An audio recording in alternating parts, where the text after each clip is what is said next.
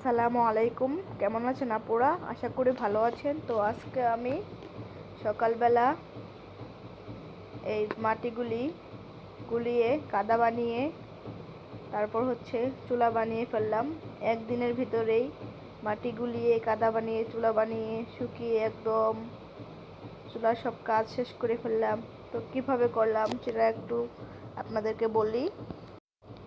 আমি একটু চিকন বুদ্ধি খাটিয়েছি। সেটা হলো, প্রথমে বাটিতে কাদা রেখে চুলাটা বানিয়ে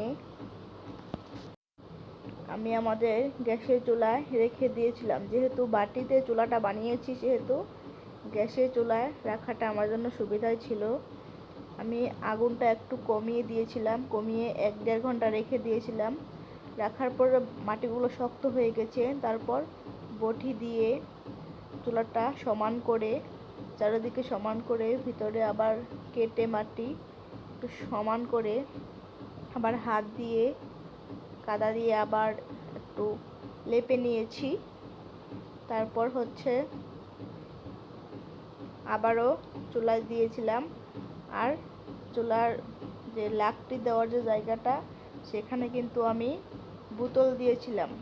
আমার হাতে কাদা লাগার কারণে সবটুকু ভিডিও দিতে পারিনি। আপনারাও কিন্তু এভাবে চুলা বানাতে পারেন। যাদের বাসায় লাইনের গ্যাস আছে তারা কিন্তু এভাবে চুলাটা বানিয়ে চুলা রেখে দিতে পারেন। যেহেতু রোদ্রে শুকাতে অনেক সময় লেগে যায় চুলা বানাতে, সেহেতু একদিনের ভিতরে কিন্তু আমি চুলার কাজ কমপ্লিট করে ফেললাম।